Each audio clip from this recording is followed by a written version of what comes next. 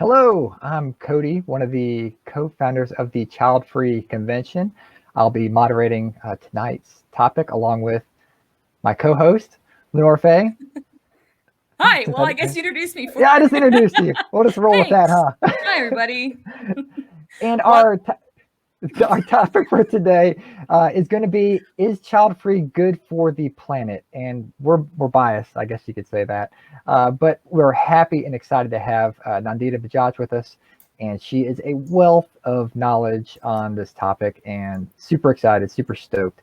Nandita, we want to tell everybody a little bit about yourself? Sure. Thank you both for having me on. I work in a couple of different fields, but they're all around this topic. I'm currently the executive director of Population Balance, a small nonprofit that provides solutions for and also education on overpopulation and overconsumption and their impacts on people, animals, and the planet. I'm also an adjunct faculty with the Institute of Humane Education, where I teach a few different courses on human rights, on environmental ethics, and also one course that I've designed on pronatalism and overpopulation. Very cool, thank you. And that leads into like our first question is so how does being how does the child free choice influence your work? Yeah, and maybe I'll provide a little bit of context on how I came upon the child free choice. So it was about 10 years ago where my partner and I made a conscious decision to not have children, mainly because of overpopulation. But very interestingly, up until that point, I had never really made the connection between my reproductive decision and environmental impact, even though I was a staunch environmental advocate throughout my adult life. And I had kind of taken my role of possibly being a parent as an inevitability, something that was just going to happen. I had grown up seeing everybody around me having a couple of kids, so I just had assumed that at one point in time I will have two children, even though I had never really desired the physical, biological, or social aspect of motherhood. And then, throughout the last 10 years, I've had quite an education in overpopulation and its impacts on the planet. And I've been quietly interested in the subject. And I was working in other fields before this. I was an engineer for a few years. I worked in high school education for about 10 years. And I looked at the decision to not have children as kind of a personal, isolated decision. And it was something we were doing, to our part to protect the planet. But I had really not been very comfortable in speaking openly and confidently about overpopulation. And as you all know, overpopulation is a loaded word. It has a lot of misconceptions, and it's difficult for people to talk about it. So I kind of, participated in that for a number of years. And it was about 5 years ago that I came upon the concept of pronatalism, which is you all know it so well because you are constantly dismantling those structures. But for our viewers, the social pressures that are placed on people to procreate. And I met a lot of luminaries in the movement. I read a lot on that, and it was really illuminating for me just how pervasive those pressures are, but also just how oppressive pronatalism is.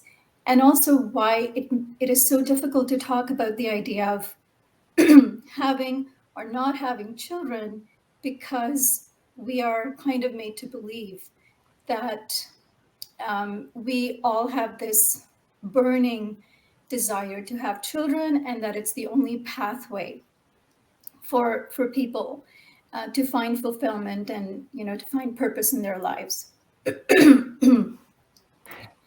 Yeah, I think that a lot of people have followed a very similar path to yours, to where they kind of if they didn't know right away that they didn't want to have kids, they were following that life script of, get an education, get a job, get married, have kids, and that's what you lather, rinse, repeat to generation after generation. And so, yeah, the oppressiveness of like the pronatalism topic, a lot of people, when they're first introduced to it, they're like, well, why is what oppressive? How? And it, like, just watch any type of media, whether it's a commercial on TV with the happy family and they're happy because they're a family, or the inevitable TV shows where you've got a group of actors and actresses, and eventually they build in that, oh, someone's pregnant and everybody's happy, and now we can end the series. We couldn't end it until a child has been inserted. So I think a lot of folks can relate to what you're talking about. And I'm so glad you added that to remind me that I'm amongst friends here. I'm not really needing to provide an education, and it feels very validating to be among people who really get this. And really, over the last 10 years, that's become the interest that's really driven my interest, is just trying to first understand how pervasive it was in my own life, that I did not even see it as an option for myself to not have children until I had that conversation. But then to understand why it's so difficult to talk about it, as you mentioned, the glorification of parenthood, the glorification of what family means, and it involves pregnancy and childbirth and all. But then working in the overpopulation arena, I really started to understand why it's such a touchy subject, because overpopulation is inextricably linked to reproduction. And reproduction, if it's sold to us as our main source of identity, then of course it's going to be really difficult to pierce through that. But as you guys are all doing, if we can really start to dismantle these pressures and see pronatalism as a social construct and not this burning biological urge that everyone experiences, you can have real conversations about the impact of having children, having large families, etc. And so to answer your question, my life path kind of became my work over the last 6 months, as I've moved very intently in the overpopulation, sustainable population advocacy movement. So, as an educator, how have you broached the topic of the Childfree conversation with your students? If you have at all, assuming you have, or can really. I have. I've started to do that. And I do this with students, but I do this with just generally anyone I'm talking to about this. I ended up, as I said, going to, I don't know if I've mentioned it, but I ended up going back to school a couple of years ago to delve more deeply into pronatalism and looking at its connection with overpopulation. And through my research and through my grad course, I ended up creating a whole course on the implications of having a child on our identity, on the world, on the animals, on other people. And so I do have a lot of conversations about this. The course that I currently teach, I ran a pilot this past summer, and we had folks from literally every single type of family structure. We had biological parents, we had adoptive parents, we had parents who are guardians to animals, so they don't have biological children. And then we have child-free families and folks, who are single and consider themselves as part of a family unit. And so it was really great, number one, having such a different variety of people talking about pronatalism, because pronatalism doesn't just impact folks who choose not to have biological children. It impacts everybody, and I don't need to tell you that. But the main nugget that I've found in approaching these conversations is through a place of spaciousness and compassion, because most people don't really have the wherewithal and the resources or the privilege to make this choice. And in my work, even in my course, we look at pronatalism and its impact throughout the world, not just in an industrialized country like ours, but in low-income countries, high fertility countries, and how, you know, it's driven by patriarchy, and women have very little reproductive autonomy or none.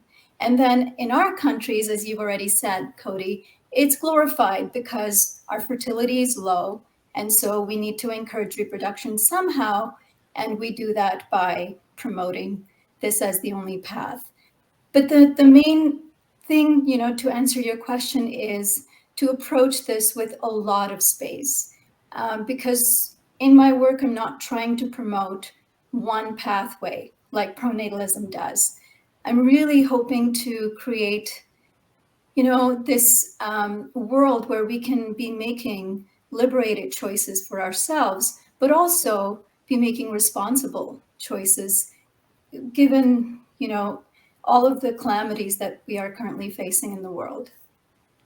I'm glad you brought that up, because when people are thinking that you're educating kids on the topic, they're gonna be like, "Are you telling my kids not to have babies?" I mean, that's, you know, where it seems like it's gonna go. So I'm glad you explained that a little bit more.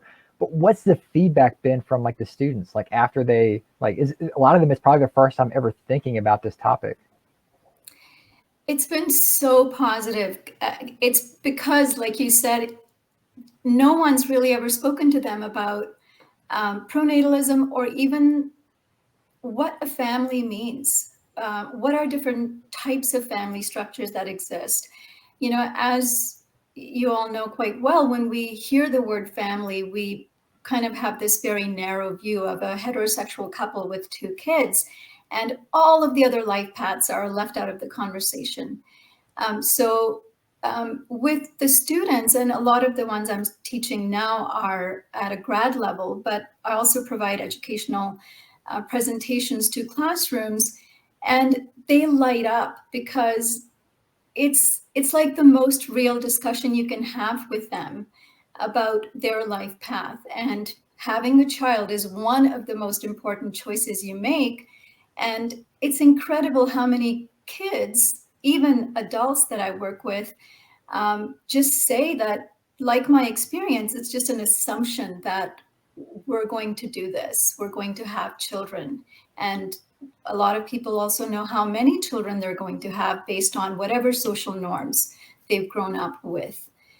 So again, it's not saying, you know, you should do this or you should do that, but just saying, you know, we're shining light on these social constructs, and social constructs can be good, and they can also be prohibitive. So really, it's for us to find out for ourselves, to what degree do we want to follow a certain path, and how autonomous and liberated is that path for us. And that's my favorite thing to do, is to talk about this to students. I like that you use the term compassion, because, Yeah. you know, talking about being child free, we almost feel defensive. We do feel defensive a lot of times, you know, when you're having this conversation, not even from an educator standpoint, but just as a child free person, you know, when you get asked the standard questions. And so, you know, a lot of times, you know, we kind of prepare ourselves for worst case scenario. We're going into battle, you know, so Yeah. it's great when you present it that way, with space and compassion, because that's what really does need to be.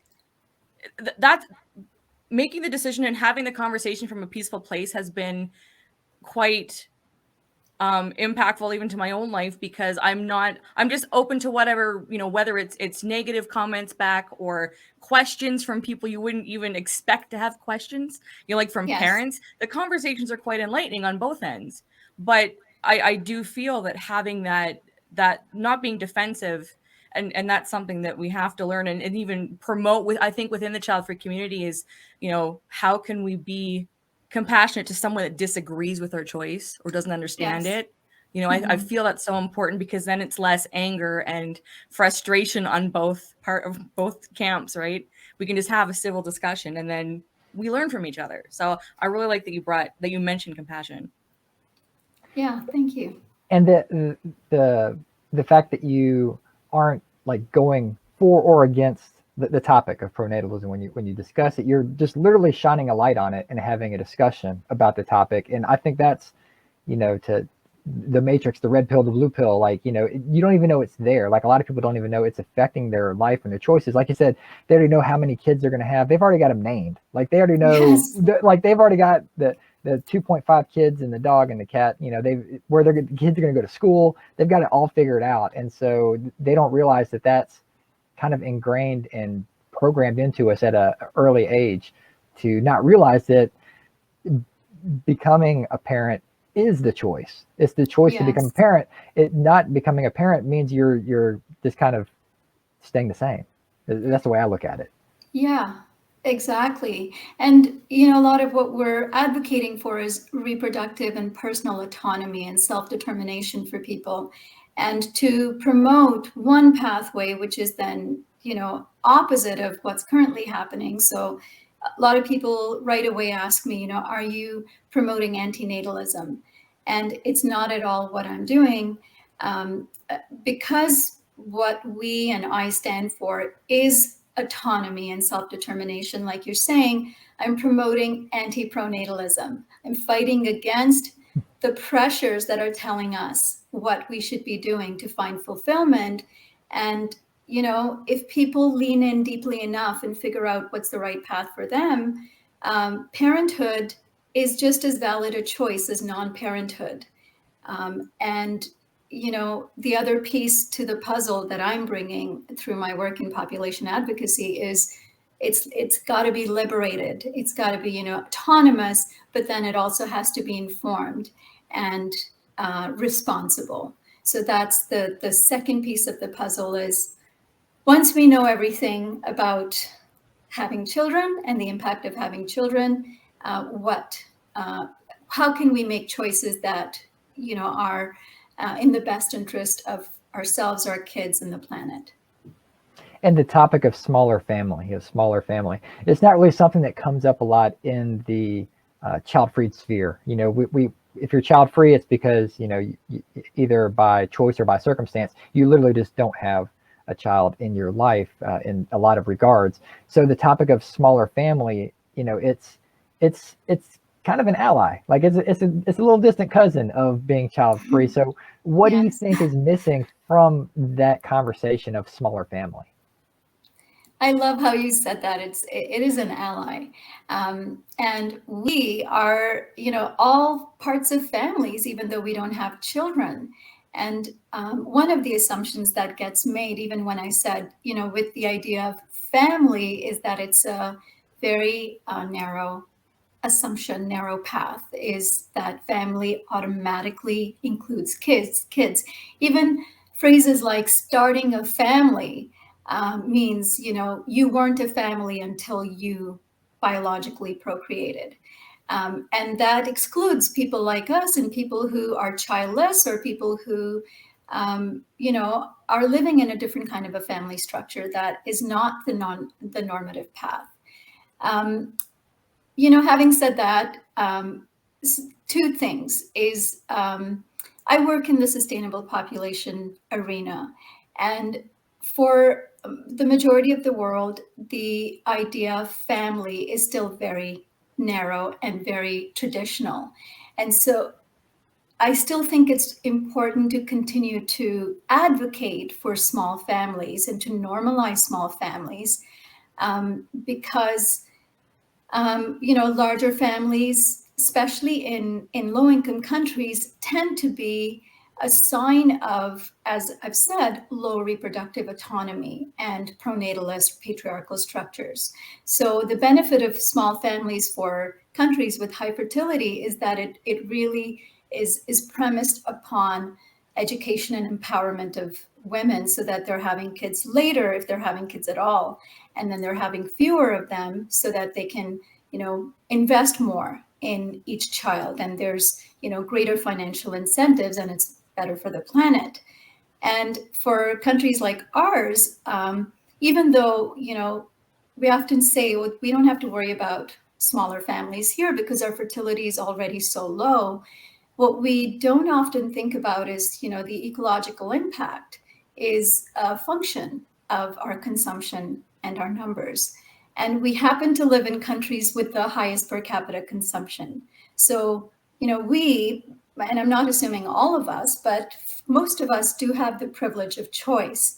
And with that privilege comes responsibility and knowing, how much impact our consumptive choices have. And then having a kid, in a country like ours has 20 times the impact than the combination of all of the other low impact things you can do, like, being vegan and flying less and not having a car, which we should be all doing anyway, but proportionally having a child really, adds a lot more impact. So it's really the small family conversation needs to be normalized globally.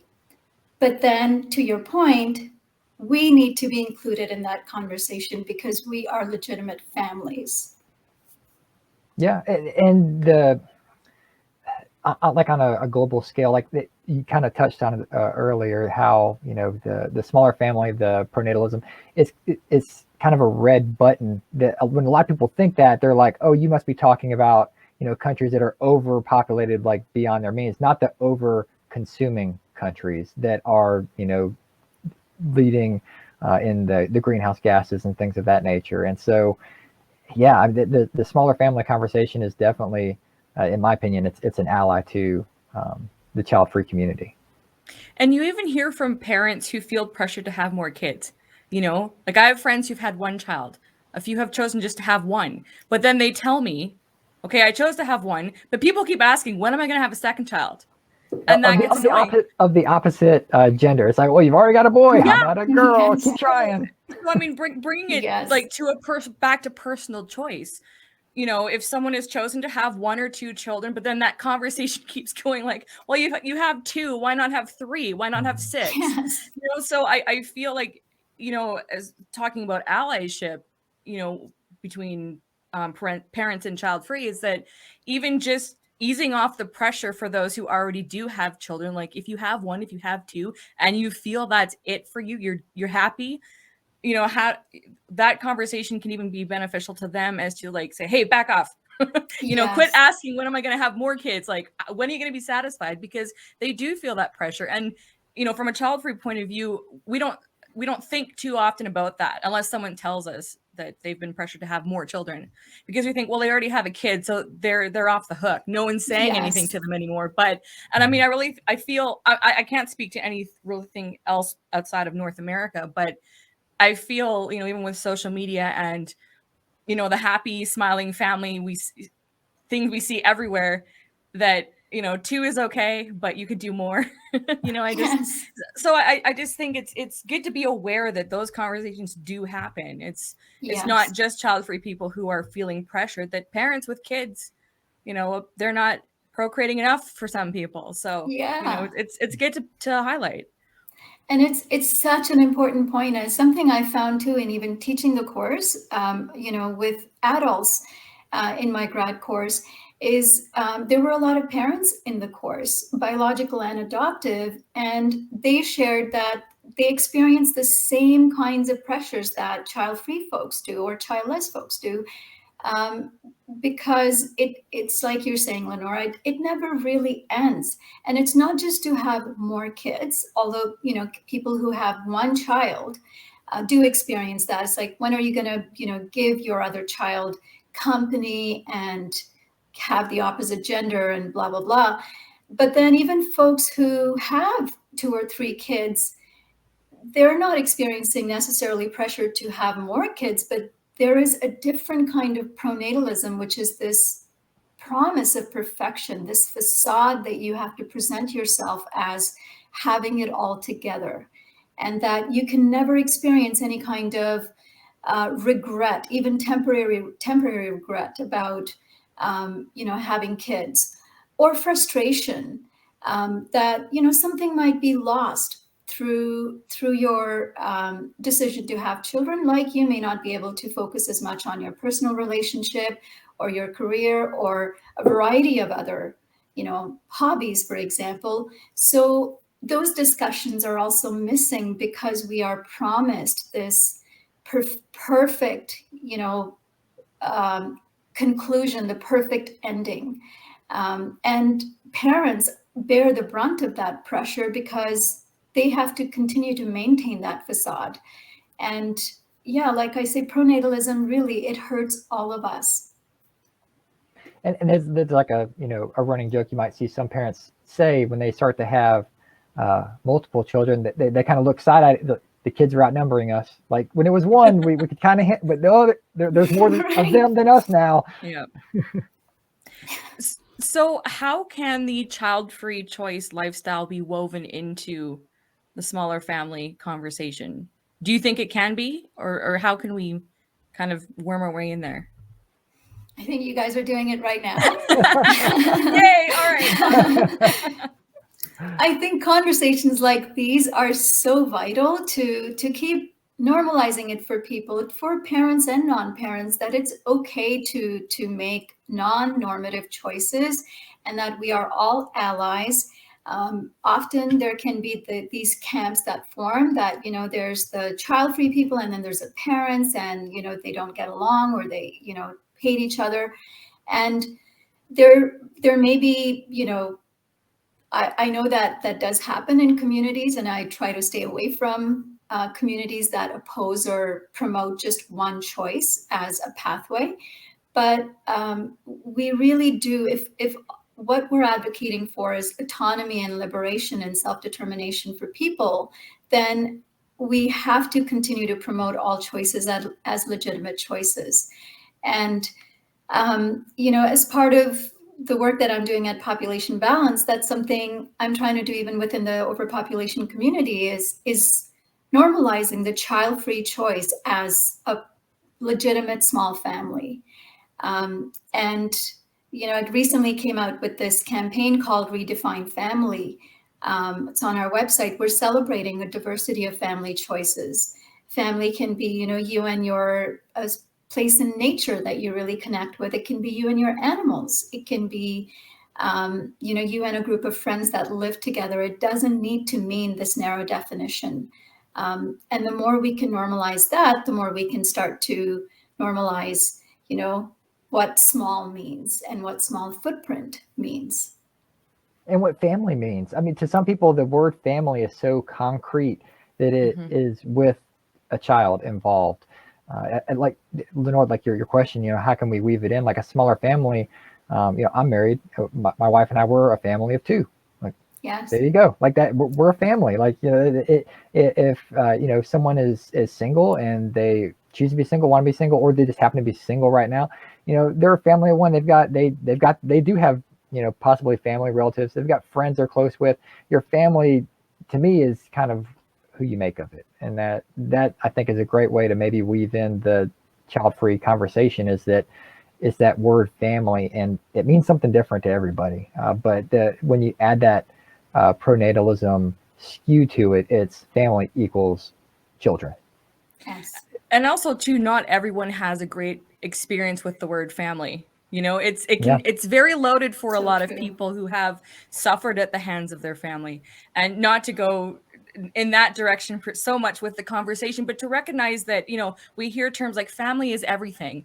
And what comes to mind is the traditional nuclear family. I mean, that's what my default setting was programmed to be. And I do have to work on that not being my first assumption, because I don't live that way. I'm not going to live that way. So why is that my default setting, but also too, the term family to some people just is a heavy feeling, dealing with past trauma or what have you. And so, looking at all the options, some people use different words. It's to me, I feel that as a relief, like providing options on the table, because that's a lot of pressure. How we're pressured, just like we've already talked about pressure, but just to have life figured out by a certain age, or oh, you're of this age, you now need to start having a family or whatever. It's a lot. It's a lot to live, let alone, just start piling on all the expectations that society has for us. So I think it's great that, what the work that you're doing with what is the definition of family, and making it so broad, just to take the pressure off of people, and also recognizing that family is, everyone has a different experience. We can't assume that, even if we had a happy family, or that happy family is the norm. I'll leave it at That's that, because so true, again, too. that'll go down a different Yeah, conversation. or that the term happy has to follow or proceed family. Like Yeah. it's almost like Yes. it's not even a space. It's like happy family. Like Yep. there it is. That's it. So, Yes. and to the folks that are watching us, thank you for checking in. This is live, unless this is archived. If you're in the future watching this, then it's not live, but this is live. So if you guys have a question that you'd like to ask Nandita or us, like maybe something to discuss, feel free to do that in the comments. Right now, I think we're on Facebook and YouTube, so enjoy that. And then in the future, when it's archived, if there is a question after watching this, put it in the comments, and we'll try to get a response for you from one of us, or from hopefully from Nandita herself, and that will be awesome. So we'll continue on. What you're doing as executive director of population balance is very important, and it's awesome. So from the leadership standpoint, what are maybe like the top 3 things that population balance is hoping to make headway on in issues, let's say by 2023, because we're almost done with this year anyway, 2021. So going into 2022 and into 2023, what are like the top 3 things on your whiteboard that you're looking at? Yeah, there are a couple of directions that we're currently working on. Just by virtue of having a background in education is a huge area for me to focus on, because it's like the one system that really affects other systems. So we're focusing a lot on the one hand on individual choices and individual change through providing guest speaker visits, through conferences, classroom visits, and community groups. So we've got a lot of requests coming from that. So having these one-on-one personal conversations with people about their life choices.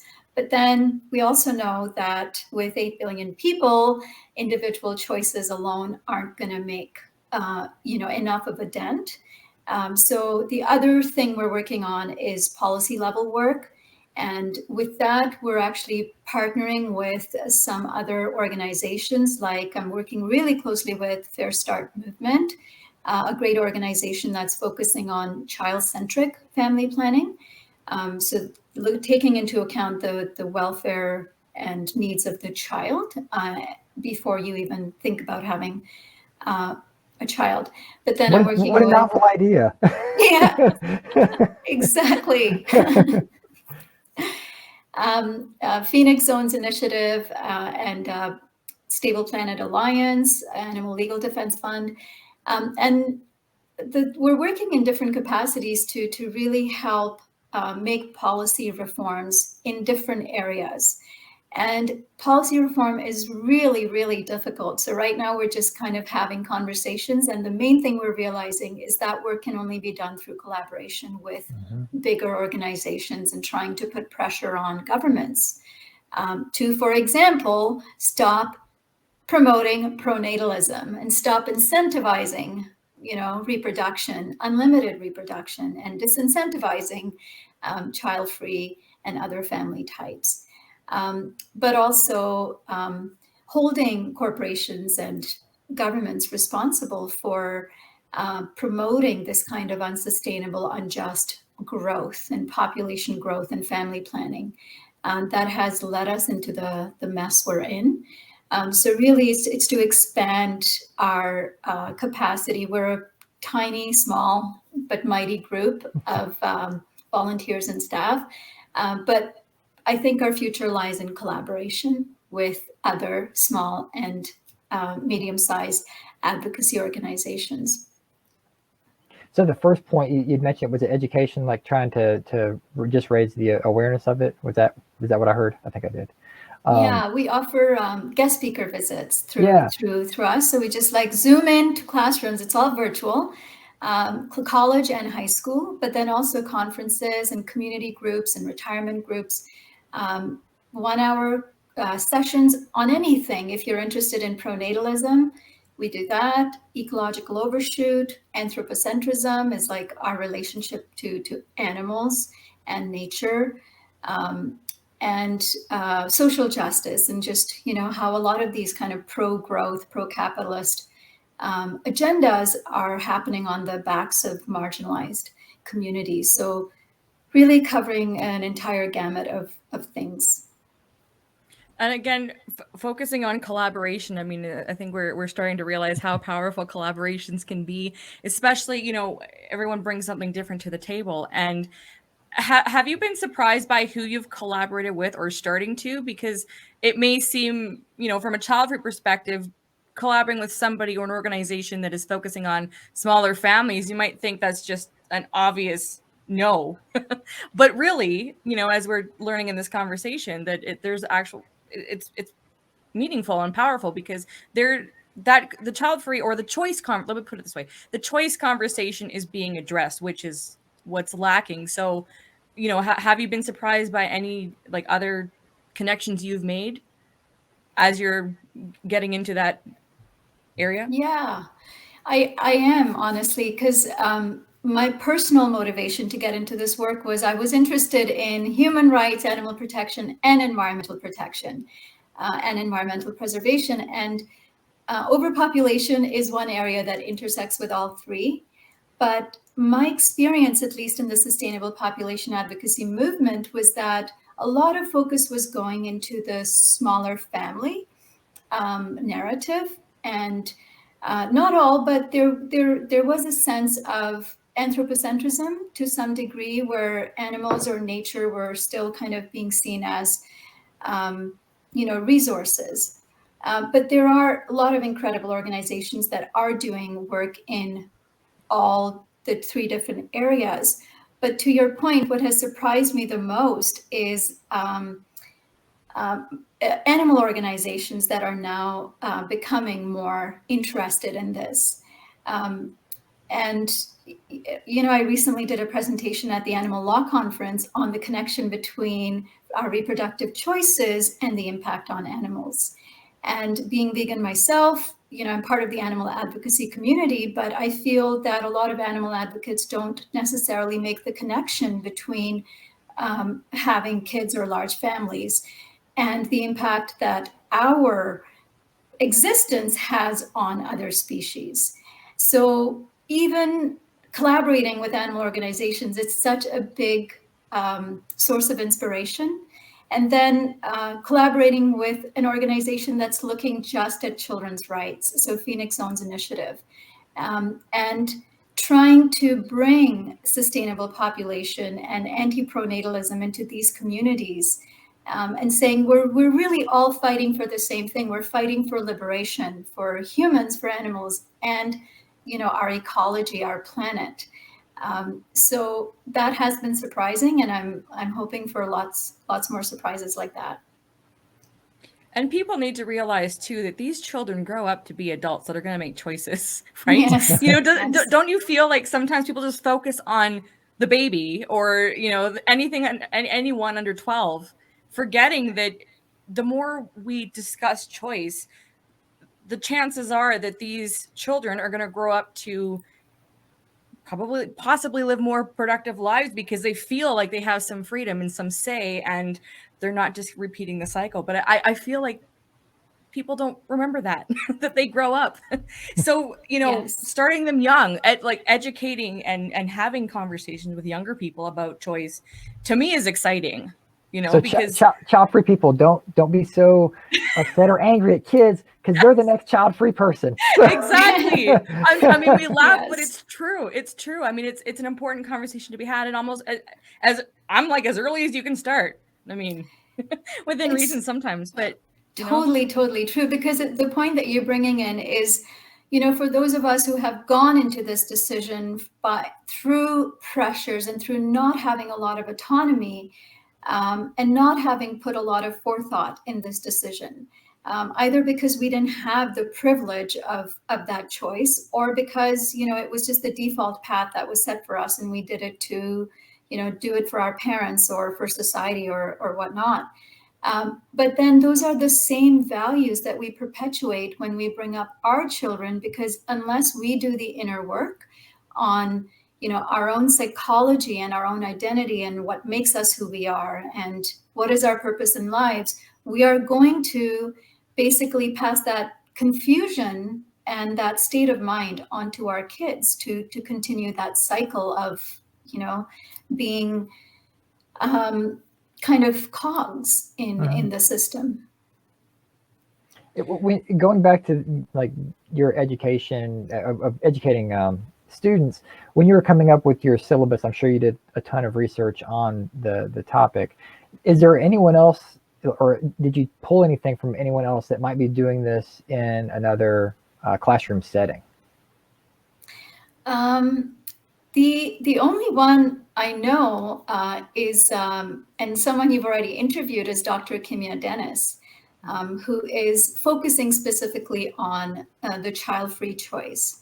And that's exciting to me. But other than that, honestly, I look, actually, the reason I created this course is I wanted to take a course to understand pronatalism myself, and there was nothing that existed. So my instructor just said, you seem to be driven and motivated enough. Why don't you just pull the resources and come up with the course? And I ended up spending 2 years creating that course. And as far as I know, there's no one else teaching it, but I'm hoping that it starts becoming more normalized, because it's like, fish in the water. It's the water that we're swimming in. So no one seems to be talking about this. That's an all too familiar starting point for a lot of the child, like literally this, like what we're doing right now with the Childfree Convention, and then like just the fact that there are documentaries coming out, that there's a magazine that's come out, like these things didn't exist, and so someone took it upon themselves and said, well, I'm just gonna do it. Yes. So let that be a lesson to everybody in the audience. When you really want something, chances are you have to create it yourself. Exactly. Some of us wanted a Childfree Convention. Turns out you got to sometimes put in the work. But I mean that's incredible, Nandita, and inspiring, because and kudos to your instructor who said, hey, do it yourself. Because first, I mean, that topic alone, is some people consider it taboo. I'll just put it that way, so you're so right. You're so right. I think I just was in the right place at the right time with the right people. And I can tell you that a lot of other universities, I have, other friends in the population movement who even get backlash on wanting to do their thesis on overpopulation, because again, it's considered such a loaded word and a loaded concept that people don't even want to touch it, let alone approach it with nuance and look at why, it's such a social and planetary justice issue. But I can't tell you just how privileged and lucky I felt that, number one, I had the support of my instructor, but then the university, when we proposed it to the university, they, allowed us to run it. And it's through Antioch University, well-known university in New England. So it's like the first credited graduate level course that's talking about the link between overpopulation and pronatalism. And it's going into the psychology of pronatalism, not just at, graphs and numbers of overpopulation, but, what we as individual human beings feel. And what does our liberation mean? And what does reproductive liberation and autonomy mean? And so, yeah, I'm so glad I'm able to run it. It's the most exciting thing I feel like I'm doing right now, along with, my work at population balance. Yeah, it really is too, because it's the groundwork. There's so much data and information and conversation missing from the topic of pronatalism, child-free small families in general. Looking at it, if you do a internet search or whatever on, wanting to find information on the population that doesn't have children, the data is skewed because they basically blanket us all as childless. They say, well, these people they don't have kids. They don't really know what the reason is. They just blanket, well, if you're at this age and don't have, or even it's skewed to where, 18-year-olds that don't have kids are put in that number as well. And it's like, well, yeah, I mean, it's not really the same thing. So it's great that you've got, this course going, and hopefully other people hear it, they pick up the mantle, and it's started elsewhere, and other faculties are open to it, and other teachers, professors. It's awesome. Yeah, thank you so much. And just before I get to the next question, oh, well, never Here we mind. go. Bad time. All right, incoming question. You can pull it up, Jared. That's okay. I Jared's forfeit my hanging out in the question. background. Oh yeah, shout out to Jared for directing the show, by the way. Hey. Thanks, Jared. And this is sponsored by Oh, StreamYard. yes. Lucas. Oh, well, that exactly was Oh my goodness. That's literally what we were going to talk about. Question. Thanks, Lucas. Great minds think alike. So, yeah, how can we hold corporations and governments responsible? And Nandita, that segues also to what we were going to ask you. If you want to even speak to population balance, what efforts is that your organization making to hold corporations accountable? This was for global climate crisis, but however you want to answer that, go ahead. Sure.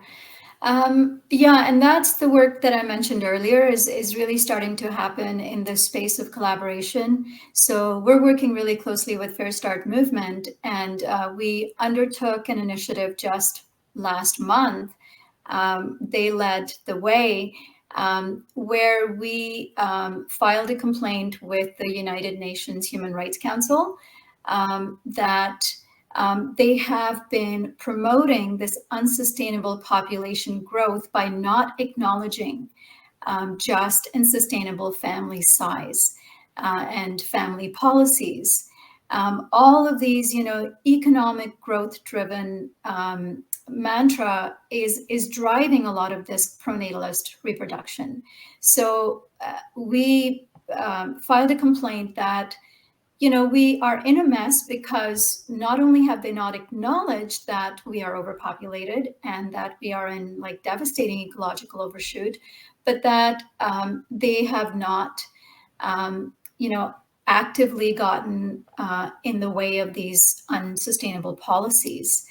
And the situation that we find ourselves in now is that a lot of the kids and youth that exist today, or anyone born after now, is going to experience a really bad cataclysmic future. And that is not can't sugarcoat that, because things are getting bad and things are getting worse in the next 20 to 30 years. And we need to take serious action. And our governments need to take serious action, but we're kind of in an upside down world where we're still incentivizing growth and fossil fuel industries and animal agriculture and reproduction and all that. So our complaint really was that anyone born today, or the youth, are actually so fearful about the future, rightfully, that they are afraid to have children. And as you and I have discussed, the right to have children should be a universal right that everyone should have access to. And of course, we're trying to fight pronatalism and saying you shouldn't be forced into having children, but the choice to have children should be available to you. And the situation we've created right now is that choice to have children actually has been taken away from these young people because they're so afraid for their future. And so that's what our complaint was, is that it is a source of intergenerational justice, that we have not treated our current and previous generations, in the same light as we should be treating our future generations. We are actually hurting the future generations through our current policies. And so, that luckily that complaint was picked up last week by Inside Climate News, and we got some good coverage on that. And, that is how we think the work is going to happen, is we're just going to have to keep writing and, pushing for policy change efforts through normalizing this stuff in the media. And so we have a similar thing planned for Earth Day, to really start pushing for policy reform work. And that was one of the things that we'd done, but similar things are underway. That's awesome. Good luck. And we'll link in the archive version of this all the stuff that we can. So we'll include all these links to all these great things that Population Balance is working with and working towards. So we'll keep you guys informed as much as we can. I wanted to ask just quickly, for the individual who's thinking, well, what can I do? I'm just one person. I don't know how to collaborate, but I want to somehow contribute. What do you recommend? Or if they want to get started on this journey of advocating for, anything that you've mentioned here, how do you recommend someone just getting started? So obviously individual choices they matter.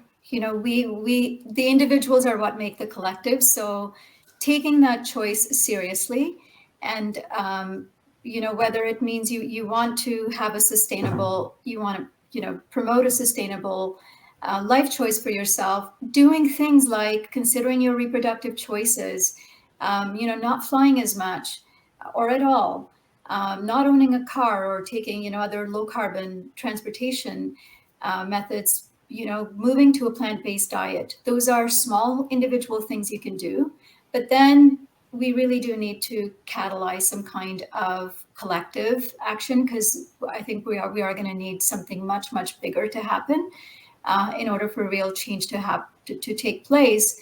And I think letters to the editor and writing op-ed pieces are a great way to get involved.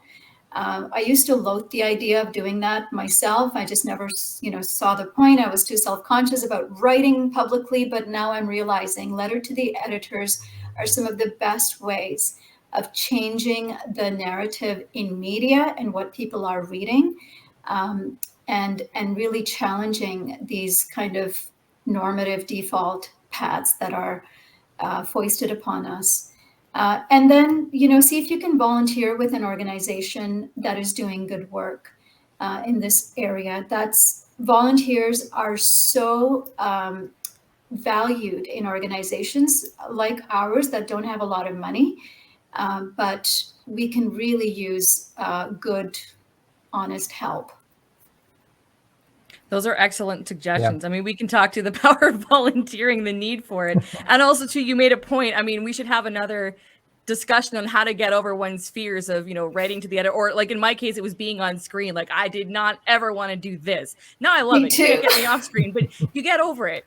But that is the hurdles, like your own insecurities. Like, there's something you want to say and you feel you can add it, but it's getting over yourself. I mean, get over yourself. Yes. We're up here. We got to, and we're figuring it out. But that is half the battle is sometimes I find that what I did find is that the message was more important than my insecurities, and that pushed me forward. Yeah, what you have to say is important. You realize, like, not because like I'm saying it, it's because the message, like, I believe in the child-free message so much that I am willing to go on screen in a bazillion different hair colors. So just to click, right? Like, it's the message that's important, and even if that's the only thing that's driving. Actually, that's the last question that Cody should ask.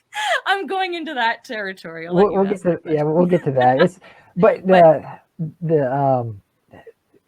Just looking on the internet, like there's always like almost almost daily, there's always some kind of a clickbait article of, oh, the population is declining, or the next millennials or next generation is opting out of having kids, and they're almost taking it from a standpoint of maybe a little bit of snarkiness, or that they're trying to like demonize someone's choice to not have a child. Yes. And that's a problem. Like you're saying, like to, write the editor, like the comment section should be like, good. Like, I mean, that's all you have to say. Like, you don't have to get in depth. It's like, well, good. Yeah, that's awesome. Like, but I feel like, but they're just like literally not even skimming the surface. They're flying over the surface of like, they're just basically assuming like we're all wanting to be riding our jet skis in the Bahamas or something. It's not the case at all. A lot of thought goes into what we're talking about, the child-free lifestyle. A lot of thought goes to that for people. It's not just a one-off. Some people don't want to have kids, but it gets deeper than that. And there's usually another layer below just not wanting. It might be a financial reason. Maybe you just don't feel like you're financially stable enough to have a child. And you've thought about, like you're saying, the well-being of that child that doesn't exist. Maybe it's the environment. Maybe it's the spotted horned owl or whatever animal that you really love that might be extinct. There's something below that, but it seems like all these articles and topics, they're just so clickbaity where they just splash this exact same, they can just copy and paste it from each other. Yes. So yeah, child-free people, when you see those articles, and if you're going to comment like, yeah, that's like good.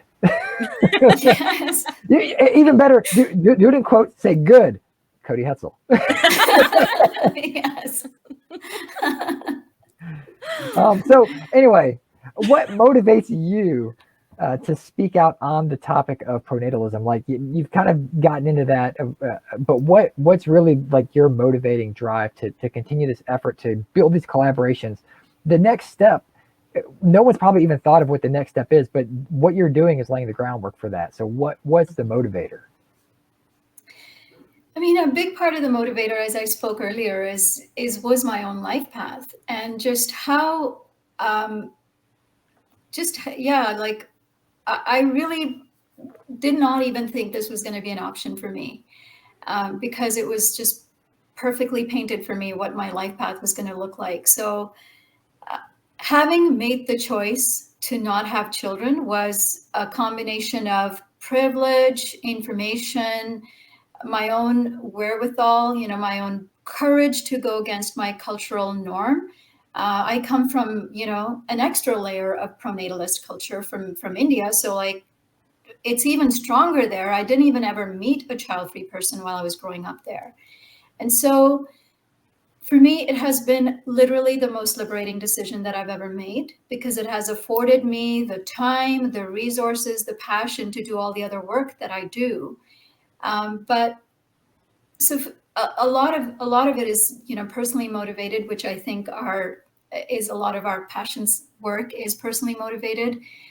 And so I came to pronatalism from a place of personal liberation and really wanting to pierce through the barriers that exist for people and making more liberated choices for themselves. And then now it's led me into this, figuring out this intimate link between pronatalism and overpopulation. Is they go hand in hand. I come from a premise that pronatalism is the root cause of overpopulation. It is the driving force that is causing our numbers to grow so quickly, where individuals don't matter, where people don't matter. It's just this reckless, addiction to growth that is being foisted upon people from our governance structures. And so this is not a coincidence that we're in this situation. It has very much been part of our mantra for so long. So that, for me, it's, emotional, but it's also, a deep reverence for the planet.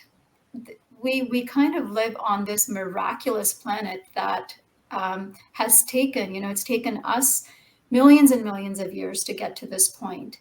And we are kind of at this point where all of this could be lost in the next, hundreds of years, with leading to a lot of suffering of people and animals.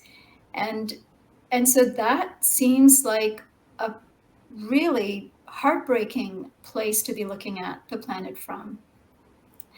And yeah, that's really what drives a lot of my work is, people say unless you have a child, you don't know what real love is. Well, let's put that in the face of that misassumption, because here we are, child-free people, and we are doing some really good work that's much, much bigger than ourselves and much bigger than, our notion of purpose.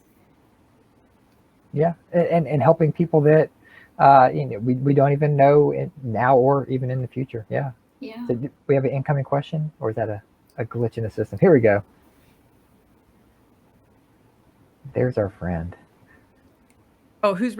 Yeah, you read it. I was literally just reading it. Go ahead. I'll be honest. I was taking screenshots for social media. Okay, I've read that half of pregnancies in the U.S. are unintended. Could you talk about the role that access to reproductive health care, contraception, abortion, etc., plays in creating options? Thank you, Therese Schechter, for sending in that question, by the way. Thank you, Therese. Yes, a big part of reproductive autonomy is access to reproductive health care and reproductive health technologies. Not only information, but also, actual health care and services. And in the United States, I'm living in Canada, and I know you are too, Lenora. But in the US, the state of sex ed curriculum is quite abysmal. We actually just did a podcast. Our last podcast was speaking about sex education. And in a lot of, depending on where you live, we are still kind of teaching abstinence only sex and, family planning. So we cannot overstate the role of access and information to reproductive health care in giving people true freedom. It's not, choice doesn't come just by having contraceptives. That's one thing. We also need to fight against these structures, especially in low and middle income countries where there's like over 200 million women who wish to avoid a pregnancy, who cannot do that. Not because they don't have access is there, but because there are taboos and rumors and misassumptions around using contraception that dissuade people from using those. And so that's called coercive pronatalism. That's called coercive reproduction, when people are being forced to carry through pregnancies when they do not want that child. Children are being brought into this world where they are not going to have a fair start in their own lives.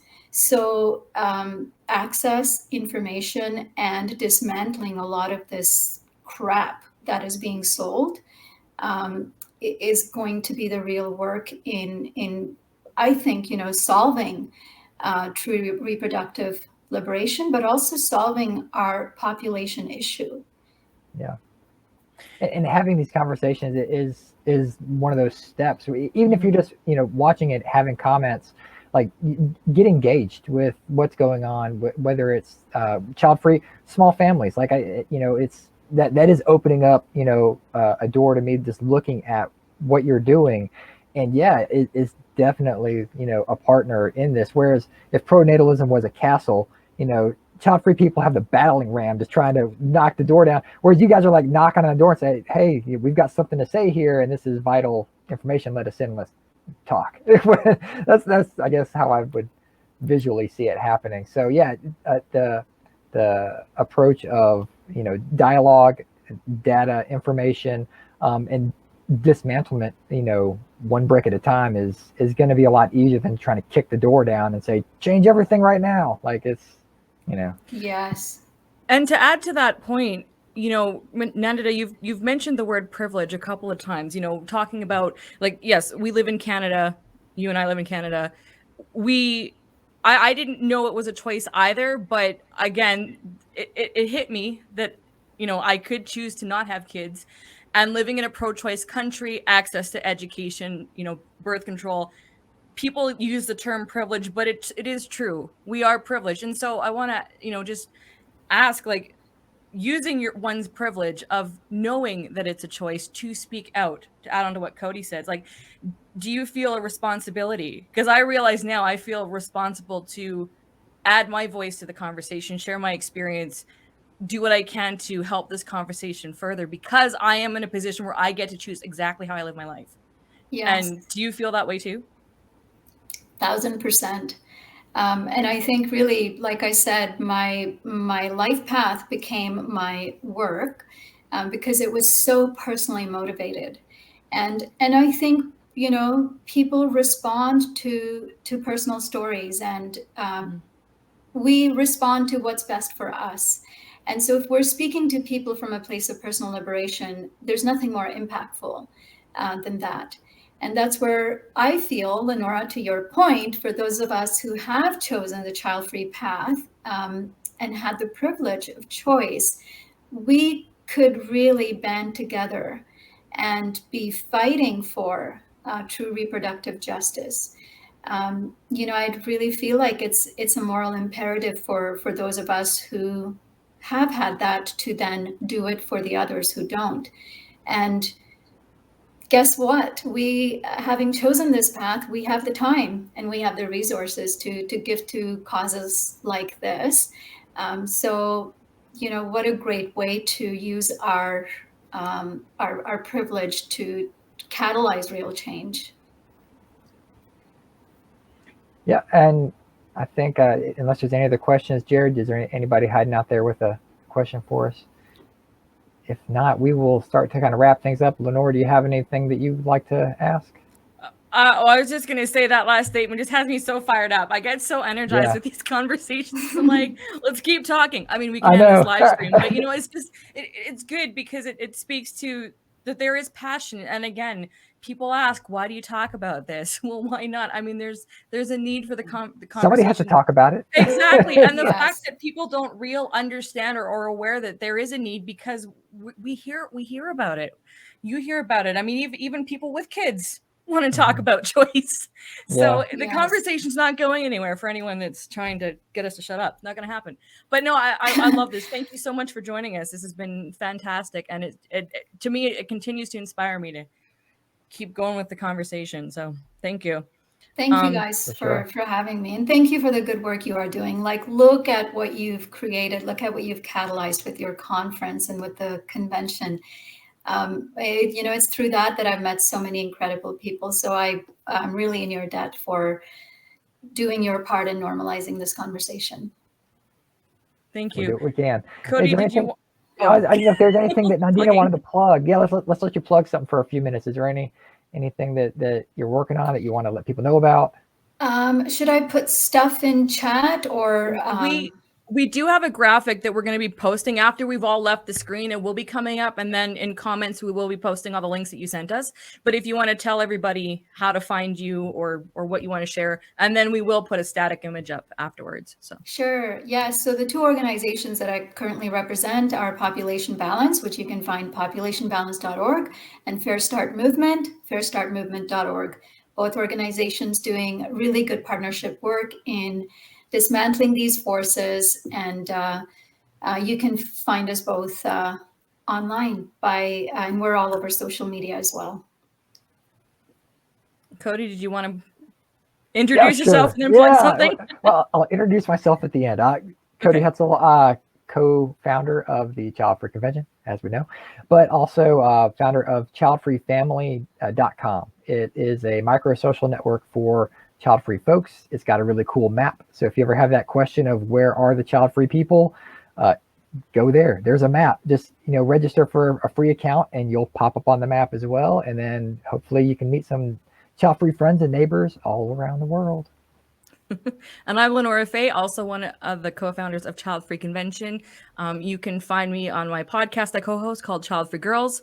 My website is lenorafay.com. I have a morning show called Childfree Morning Chat that I do every Monday through Friday on the Clubhouse app. And I have a Childfree lifestyle brand called The Bitchy Bookkeeper, which you can go to thebitchybookkeeper.com and go there and find out some cool stuff. So that is us. Wait, I'm gonna let you. Jared's in the background.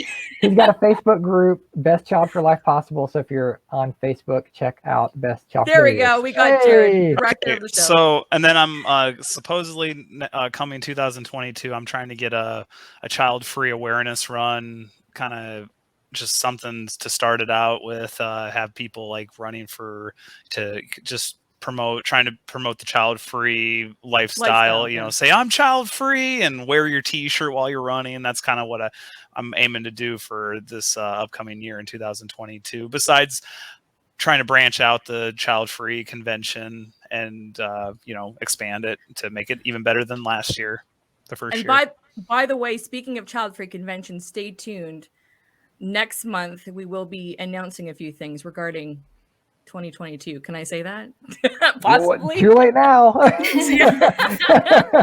Stay tuned. We won't say what, but information's coming. So again, thank you to our audience for sticking with us. If you're watching replay, please feel free to comment, leave comments, any questions you have. Sorry, let me say this again. leave questions you have for today's panel. If you do have comments, you can leave comments too. We'll make sure that Nandita, sorry, I'm getting gets to see them and answer the questions as well. Again, thank you everyone for joining us today. This has been, what is the title? Sorry, is Childfree good for the planet? This has been this panel. And the answer is yes. And thank you, StreamYard for sponsoring us, making this possible to do these awesome streams. So StreamYard.com. And of course, our special guest, Nandita Bajaj. Thank you so much for your conversation today. Thank you, guys. And we will chat with you all soon.